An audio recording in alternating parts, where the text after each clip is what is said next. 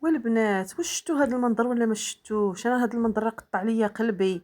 اش هادشي اللي كنشوفو؟ ما فهمت والو.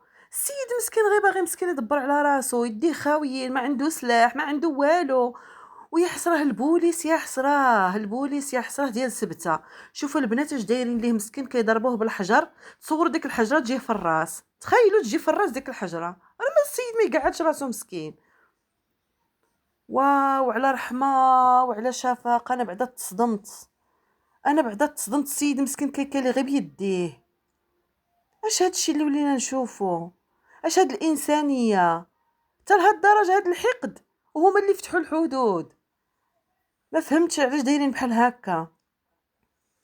واو ما تدخل حتى واحد ما بقى فيه، حتى واحد ما قال ليه اش كدير.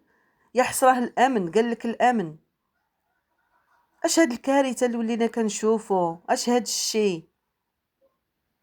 ما شاء الله. صافي انا الصراحه تصدمت، ما نكذبش عليكم، تبورشت والله. والمشكله البوليسي الفوق، يعني داك السيد مسكين لتحت، راه الدقه كتجي ليه ديريكت في راسو، كيحمي مسكين راسو. والله تبقى فيا، يعلم الله حاله مسكين، يكون مخلي وليداتو موراه، مخلي المراه موراه، مخلي والدين مراه والدين مراد موراه. باغي مسكين غير يمشي يدبر على راسو ويحسن الوضعيه ديالو، ما باغي والو مسكين بهاد الدنيا. اش هاد الشيء؟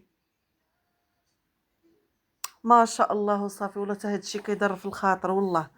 عافاكم اللي عندي شي معلومات، واش تصاب مسكين، واش وقعت ليه شي حاجه، يخليها لينا في لي كومونتير. ونتمنى من الله كاع من الاخوات والاخوه اللي وصلوا حتى لهنا ما تنساوش ليا عافاكم ابوني، وما تنساوش ليا لايك.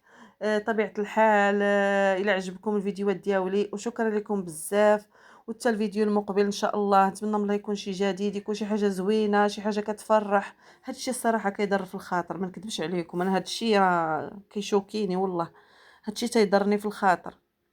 يلا مع السلامه، حتى الفيديو المقبل ان شاء الله.